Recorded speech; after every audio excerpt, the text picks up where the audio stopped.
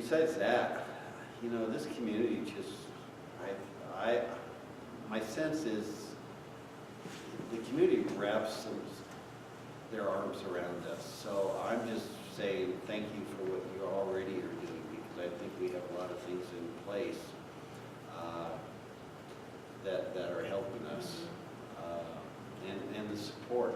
I'll tell you, that wasn't a light thing what you guys did with 71% passage of that levy. That really helped us out, because we would have had to cut programs, you know, there, so it really helped us out. So I can't thank you. Yeah, we did go out and freeze our buns up waving their signs. I know. Tuesday morning. I know, that was really, yeah, I was kind of, oh, okay, you're doing that, that's awesome. Yeah, it was fun at the farmer's market. I spent 5 weekends there, you know, just to answer. But most of the time it was people from out of town wanting to know about our school, you know, or that. They just, what are you doing? Or one of your principals heckling you. Yeah, heckling me. Yeah. Case of fruit. It was fun. Or one guy that came every week just to tell a joke. Oh, that's nice. I would like to make a comment in terms of, and open up to the possibilities of more support in that area. But I've worked in districts in different states that have the category of, sometimes they call it ED, emotional district. And they have that expertise, and they have access to community, usually it's community psychologists or psychologists in addition. So Well, first, I'm impressed with how much is done without that here. yeah, well, what really tickled me is, you know, I used to be as a psychiatrist, the only one that was all the way down in Boise, and you were lucky if you got a phone call with them to talk to them. And Gritman just hired hired 2, one for the, you know, for children, and I'm like, awesome. Yeah, that was awesome. Mm-hmm. That was a great Do they move accept for the- Medicaid? What? Do they accept Medicaid? That's a good question. Yeah, They do. but that was, Did somebody you say know, yes? that's been really helpful too. Well, Chaz does have services. Yeah. Yeah. And Gritman's been really great, very supportive of our school district too. I mean, it's City Hall is really helpful to us. I mean, we've got a good working relationship with everyone, so that's fine. Yes.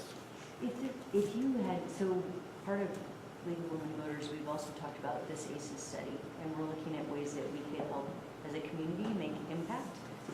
If you had to give us feedback about a particular ACE that you think pops up regularly in Moscow that would be helpful to be looking at, what would your feedback be? Particular what?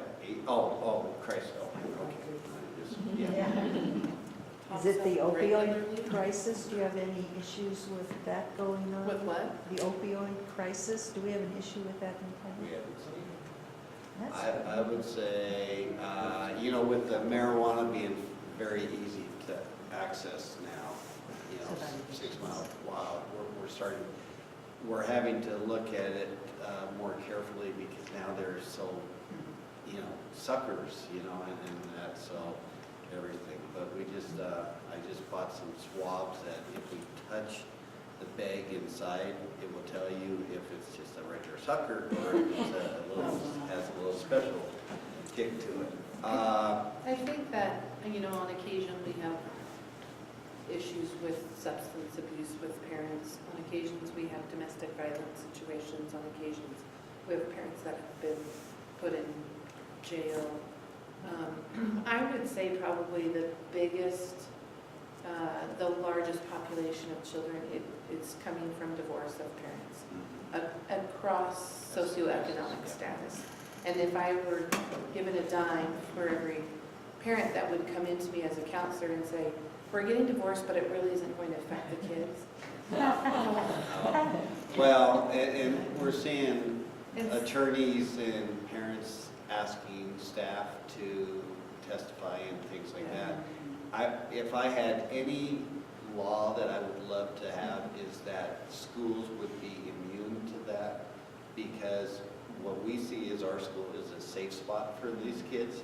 You know, that's the one thing that is, you know, consistent during all this turmoil. And when you get, you know, when people are asking teachers to testify, you know, you lose that. I have to say, I don't think you really know.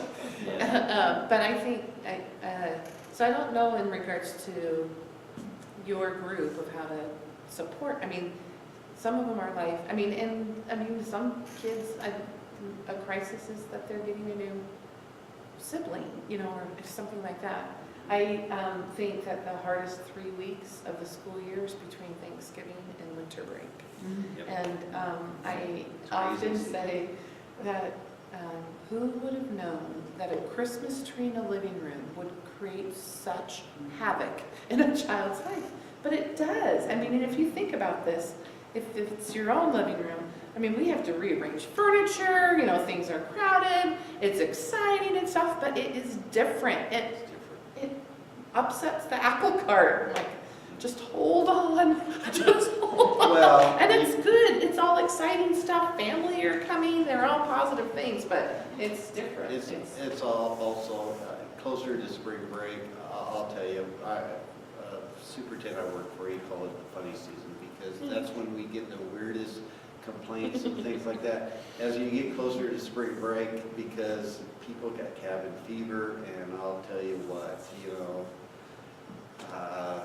snow days are amazing. I mean, I have people that, well, you have to buy me tires if you're not going to call snow day. Well, no. I mean, it's pretty interesting. Or I'm dropping my kids off at your office. And Yeah. I mean, it's kind of almost, if I could write a book on the phone calls you get after you don't call snow day or you do call one. Either way, I'm getting calls. But, it's really tough to say what we can do because you can't stop, Sure, but there's not many resources in the area about divorcing parents. Yeah. Yeah. No, there's- Well, I think the comment, the question is great, but I'm also hearing and maybe what we've talked about with the ACES is knowledge and community. It would be nice if people knew that if it's affecting me that are getting a divorce, it probably affects my kids, maybe in a different way. And that's Well, kind and of a just basic knowledge level that about doesn't ACES Yeah. in general. Yeah. Because I love you, it's not going to impact you, which Yeah. is certainly a misnomer. I Yeah. was going to say something else and I forgot. Oh, and domestic violence. I mean, we have great resources on the police for domestic violence, and it's a very well set up program as well. Yeah, but you're right, if you guys get information about the ACES, how it affects kids and things like that, that does help, because then people go, oh, we're gonna go through a process, and it may be something really happy, but I should be watching my kids a little more carefully right now during that time. That would be helpful, so, flyers out there about, some of these things like that. Yeah. Did you find that resources for more parent education, like, it's one of the biggest jobs we ever do, but we really there's no curriculum for it.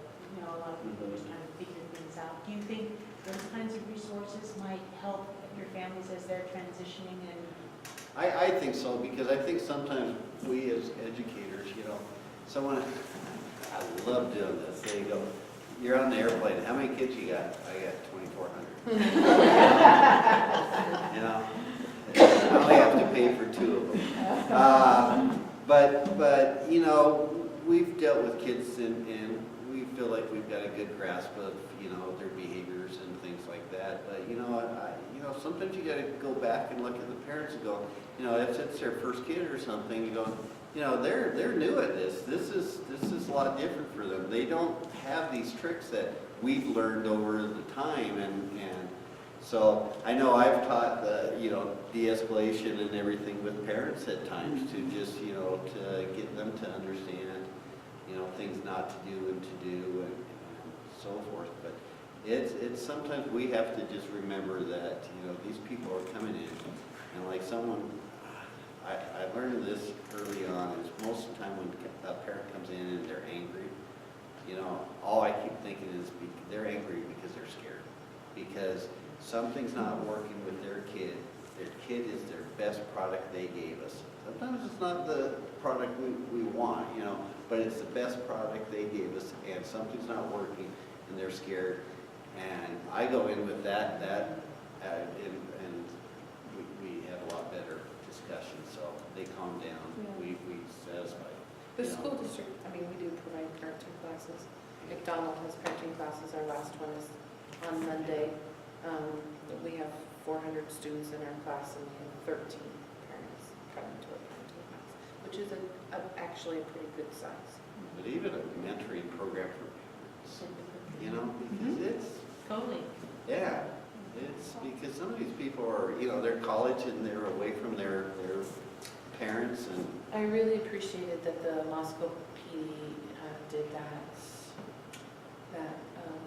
thing at Gritman the other night about social electronics, internet, social media, protection of the internet for your kids. Because I have 2 teenagers and it's hard to keep up. It's really hard, and it's sneakier and sneakier, and they're not sneaky kids, but I'm like, okay, now what?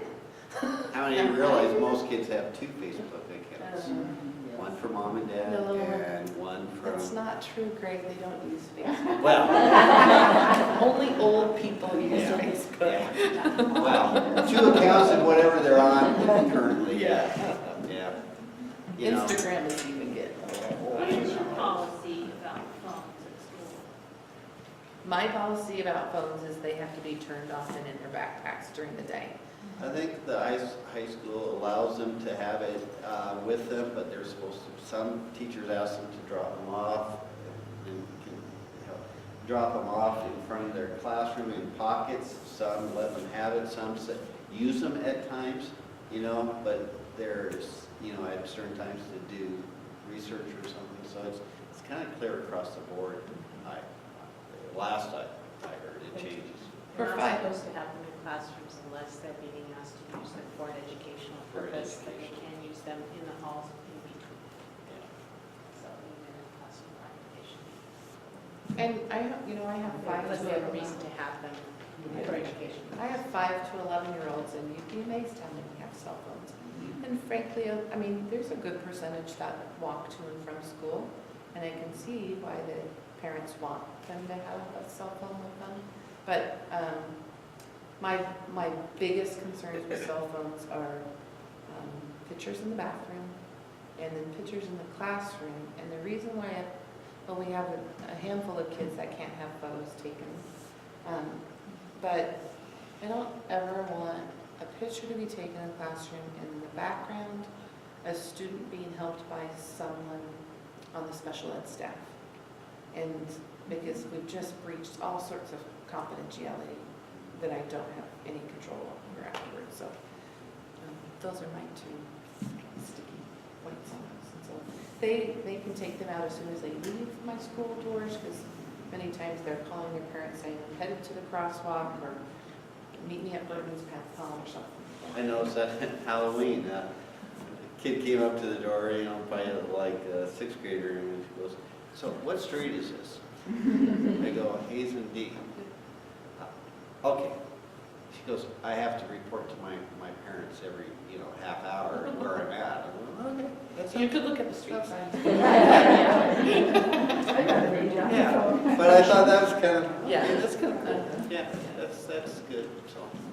Yeah. Well, Well, I know you guys. maybe one more question, if there are any, but certainly a very big thank you. You do, you can always call us. Yes. Thank you.